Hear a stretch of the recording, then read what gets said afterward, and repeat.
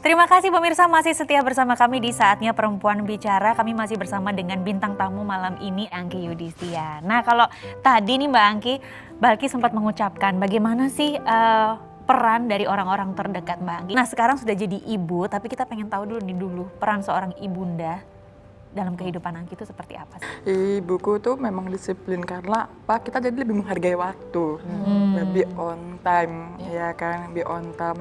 Jadi tiap hari aku pulang sekolah harus les karena ibuku tahu aku pasti kesulitan di sekolah. Jadi kenapa aku harus les, mempelajari pelajaran yang sebelumnya dan mempersiapkan untuk besok. Gitu. Jadi ikut les, beristirahat, tidur, belajar lagi, begitu aja seterusnya. Sampai begitu kuliah, aku benar-benar dibiarkan mandiri. Aku ngekos. Jadi kamu pergi kuliah, kamu pergi sendiri naik angkot, transportasi, angkutan umum, biar kamu tahu gimana sih naik transportasi sendirian. Wow. Luar biasa banget ya, aku itu luar biasa banget. Jadi aku naik kereta, naik bis, naik macam-macam gitu, karena kita tahu bagaimana ketika ada kesulitan diselesaikan sendiri. Jadi setegas itu. Tapi hasilnya adalah saat ini bisa dilihat bahwa menjadi perempuan itu memang harus mandiri. Nah, tapi Angki punya anak perempuan 2 ya? Betul. Nah, apakah Angki mau menerapkan cara ibu pada anak-anak? Kan sukses nih. Iya. Buat caranya sekarang. Kalau sekarang kayaknya susah ya. Kalau melihat sekarang anak-anak sekarang itu karakternya lebih luar biasa ya. Jadi kalau sekarang dengan anak-anakku, aku berusaha untuk menyesuaikan. Anak-anakku sedini mungkin bisa mengambil keputusan apapun, tapi konsekuensinya pun dia juga harus tahu. Itu. Ibu peranannya sangat besar bagi Angki pastinya kan, untuk bisa membuat Angki itu mendapatkan kesempatan yang sama seperti orang-orang yang tidak memiliki kebutuhan khusus. Ketika Angki dipanggil sebagai staf khusus, apa kata ibu? Waduh, ketika aku menjadi staf khusus, aku ada suami. Jadi kayaknya suamiku dulu deh baru.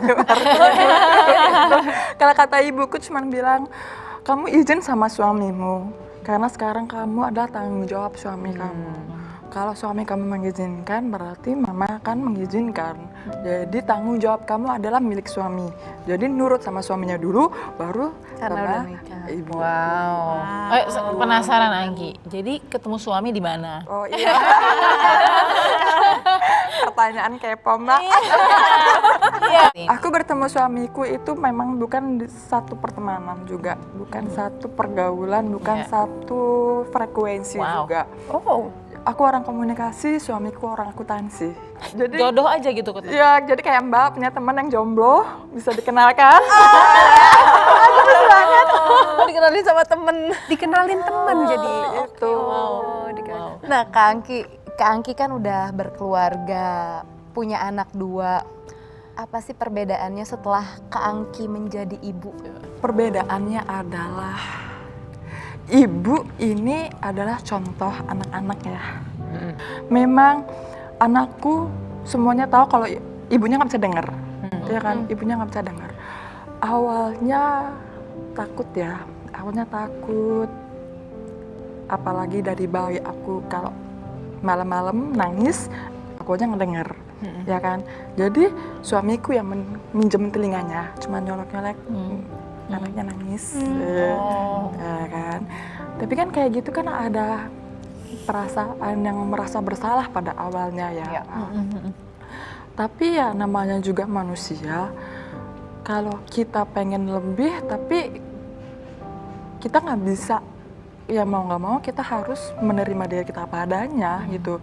Jadi perbedaannya ini adalah aku pun tetap jujur sama anakku bahwa mami nggak bisa dengar. Jadi jangan teriak-teriak, jangan nangis-nangis. Jadi kalau mau manggil maminya dicolek aja, mbak dicolek aja gitu.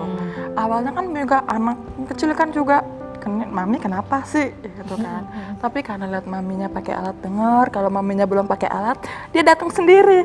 Mami alatnya jangan lupa kayak gitu. Atau mami pakai dulu deh alatnya, aku mau ngomong sama mami kayak gitu.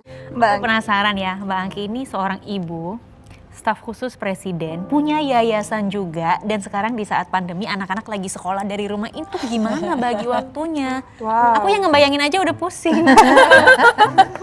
Emosinya juga nggak sanggup ya. Emosinya 24 jam itu memang nggak cukup. Nah, bagaimana kita bisa mengelola emosi saat di rumah menjadi anak-anak, peran sebagai ibu, peran yang lain tanggalkan dulu, ya kan, peran sebagai ibu. Ketika bertemu dengan suami, peran sebagai istri. Ya. Ketika di luar sebagai staf sus, peran sebagai pemimpin. Apalagi di yayasan berperan sebagai pemimpin. Jadi berusaha memanage emosi, peran-peran inilah yang kadang-kadang kita juga hektik sih. Kita butuh waktu untuk me time, ya kan, butuh me time. Tapi mengelola emosi ini ketika kita bisa, kita akan lebih enjoy untuk ngejalaninnya. Karena nggak crash gitu ya, nggak crash semua. Jadi kita berantem sama diri kita sendiri, perasaannya kita sendiri. Jadi berusaha mungkin untuk memaksimalkan peran itu sesuai dengan kebutuhan. Terima kasih sekali Angki sudah mau membagi waktu. Saya dan juga teman-teman cantik saya undur diri ya. Ada Olga Lydia, Sahila Hisyam, Lolita Agustin dan juga Nadia Mulya. Tetap sehat, kita ketemu lagi minggu depan. Dadah!